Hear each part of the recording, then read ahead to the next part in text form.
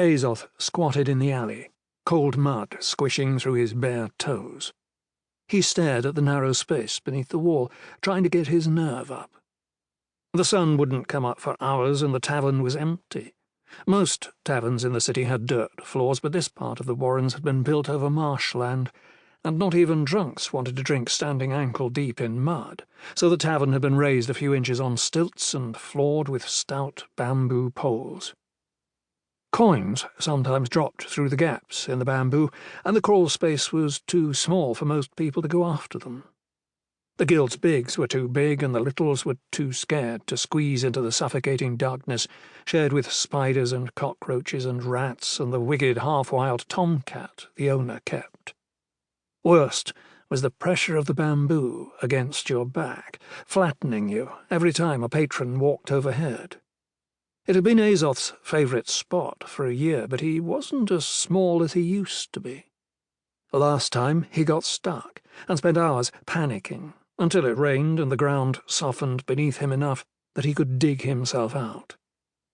It was muddy now, and there would be no patrons, and Azoth had seen the tomcat leave. It should be fine. Besides, Rat was collecting guild dues tomorrow, and Azoth didn't have 4 coppers. He didn't even have 1, so there wasn't much choice.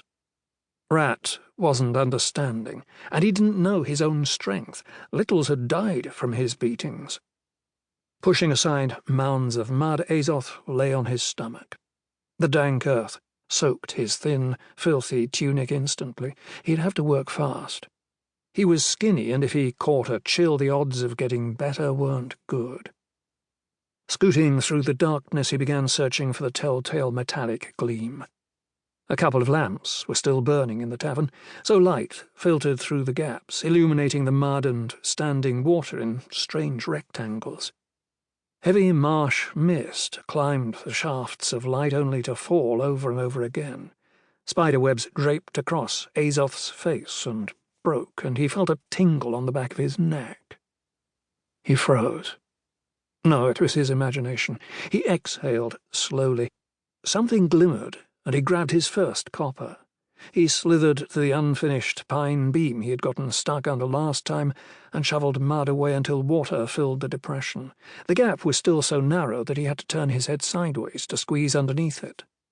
Holding his breath and pushing his face into the slimy water, he began the slow crawl. His head and shoulders made it through, but then a stub of branch caught the back of his tunic, tearing the cloth and jabbing his back. He almost cried out and was instantly glad he hadn't. Through a wide space between bamboo poles, Azoth saw a man seated at the bar, still drinking. In the Warrens, you had to judge people quickly. Even if you had quick hands like Azoth did, when you stole every day, you were bound to get caught eventually. All merchants hit the guild rats who stole from them. If they wanted to have any goods left to sell, they had to. The trick was picking the ones who'd smack you so you didn't try their booth next time. There were others who'd beat you so badly you never had a next time. Azoth thought he saw something kind and sad and lonely in this lanky figure. He was perhaps 30, with a scraggly blonde beard and a huge sword on his hip. "How could you abandon me?"